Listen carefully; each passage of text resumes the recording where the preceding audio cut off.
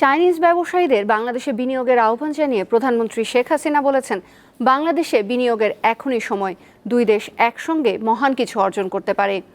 দ্বিপাক্ষিক সফরের দ্বিতীয় দিন সকালে বেইজিংয়ের একটি হোটেলে বাংলাদেশ ও চীনের মধ্যে ব্যবসা বাণিজ্য এবং বিনিয়োগ সুবিধা শীর্ষক সম্মেলনে প্রধানমন্ত্রী এ আহ্বান জানান। বাংলাদেশ বিনিয়োগ উন্নয়ন কর্তৃপক্ষ, Bangladesh securities and exchange commission এবং China council for the promotion of international trade যৌথভাবে বেইজিংয়ের শাংগ্রিলা হোটেলে এই সম্মেলনের আয়োজন করেছে। বিনিয়োগের জন্য চাইনিজ ব্যবসায়ীদের বাংলাদেশের প্রধান সেক্টরগুলোকে বিবেচনা করার পরামর্শ দিয়ে প্রধানমন্ত্রী শেখ হাসিনা বলেন, অবকাঠামো, জ্বালানি ও লজিস্টিক সেক্টরকে বিনিয়োগে স্বাগত জানায় বাংলাদেশ।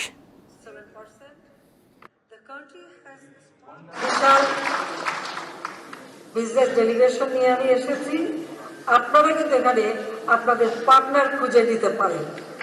আমার সেটা সবথেকে ভালো হবে একসাথে মানে ব্যবসাটা আরো বেশি ইনভেস্টমেন্ট করতে। কাজে আমি যারা এসছে তারা কিন্তু এই কাজটাই করবে, সেটা আমি চাই।